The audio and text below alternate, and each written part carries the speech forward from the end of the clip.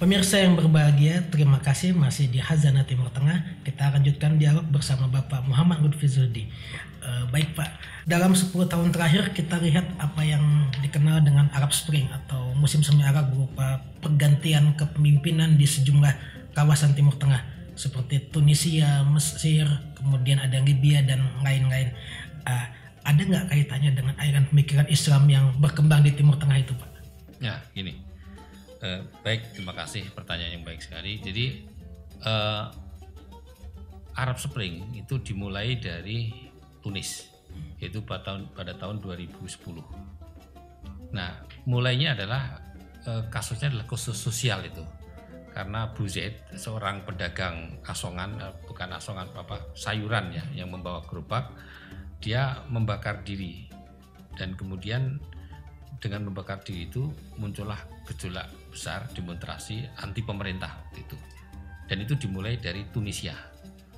Nah, kalau kita lihat dari hal itu sebetulnya tidak ada kaitannya dengan aliran pemikiran ataupun aliran-aliran politik yang ada waktu itu, tetapi itu lebih masa sosial. Tetapi kalau kita tengok lebih mendalam lagi, sebetulnya di Timur Tengah ini gejolak itu dimulai dari beberapa faktor, yaitu faktor kesenjangan sosial ya, ekonomi khususnya, bahwa indeks Gini, yaitu disparitas antara yang kaya miskin di antara negara-negara Timur Tengah, yang tertinggi ada di Tunisia, yaitu sampai 0,30, di atas 36 lah.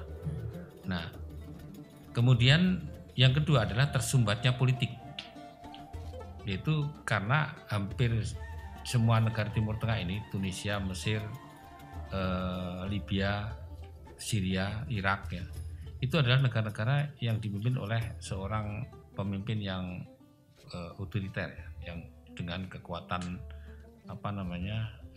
tangan besi ya, mereka memimpin negara tersebut, sehingga saluran politik masyarakat tersumbat. Nah, ditambah lagi di sana tentu ada kekuatan-kekuatan aliran yang kuat, yaitu tadi sudah kita singgung, di sana ada Ikhwan Muslimin, di sana juga ada Salafi ya. Nah, ketika terjadi tadi dimulai dari Tunis tadi, kemudian terjadi gejolak sosial. Nah, semacam ada pemberontakan masyarakat ya terhadap kekuasaan yang otoriter tadi. Tetapi faktornya tentu bukan hanya agama ya, tetapi ada sosial, ada politik. Nah, kemudian karena di situ Ikhwan Muslimin yang didirikan pada tahun 2028 Hasan menjadi kekuatan yang cukup dominan sebetulnya ya di daerah Tunisia, Mesir,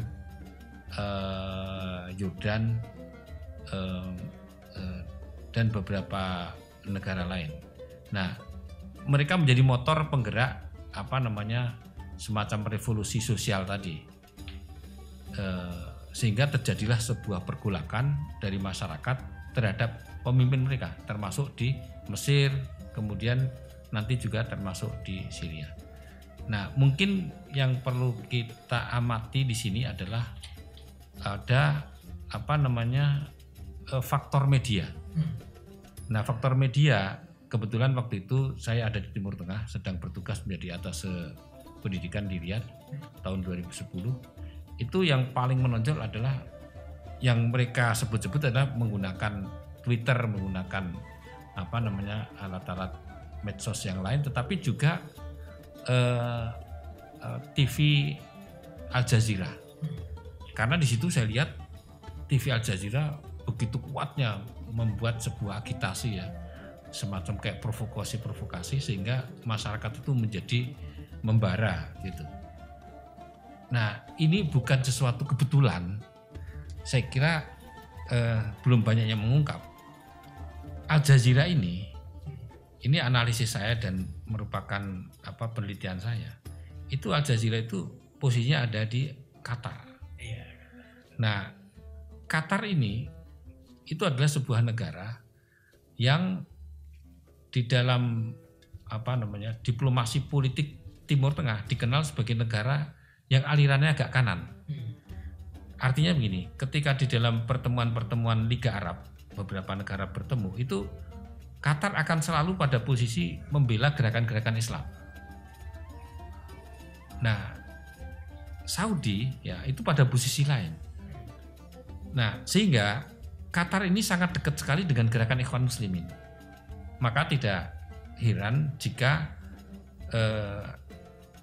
Yusuf Qaradawi sebagai tokoh Ikhwan Muslimin pun posisinya ada di Qatar. Artinya beliau bertahun-tahun singgah di Qatar. Nah, yang ingin saya tarik lebih jauh lagi adalah Timur Tengah ini sebetulnya juga belum lepas dari pengaruh kekuatan-kekuatan eksternal yang ikut bermain politik di wilayah internasional. Yaitu di samping Amerika, Rusia, dan yang baru adalah Iran, juga tentu di sini tidak dilupakan adalah Inggris.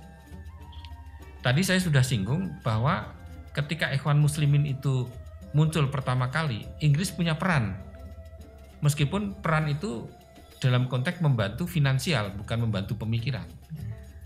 Nah, sehingga tidak kebetulan jika Yusuf Qaradawi itu berlindungnya di Qatar. Karena Qatar ini adalah negara yang sangat dekat sekali dengan Inggris.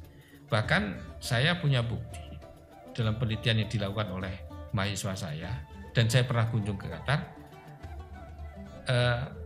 Al Jazeera ini, TV Al Jazeera adalah TV yang dibangun atas biaya Qatar, tetapi personelnya dari Inggris, dari BBC.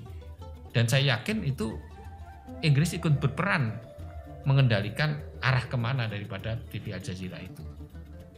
Nah, oleh karena itu sehingga bisa dilihat bahwa Qatar adalah sebuah, ya tentu bukan 100% ya, tetapi bahwa Inggris punya peran politik di Qatar ini yang terkait juga dengan gerakan Ikhwan. Nah, sehingga agitasi dari Al Jazeera terhadap Ikhwan, dan Ikhwan melakukan perlawanan terhadap kekuasaan di Mesir khususnya dan juga di Tunis, saya kira di situ ada peran lain yang dilakukan oleh Ikhwan sendiri. Baik, penjelasan yang sangat lengkap dari Bapak Muhammad Lutfi Zuhdi. Kita masih akan melanjutkan dialog ini, tetaplah di Tawaf TV.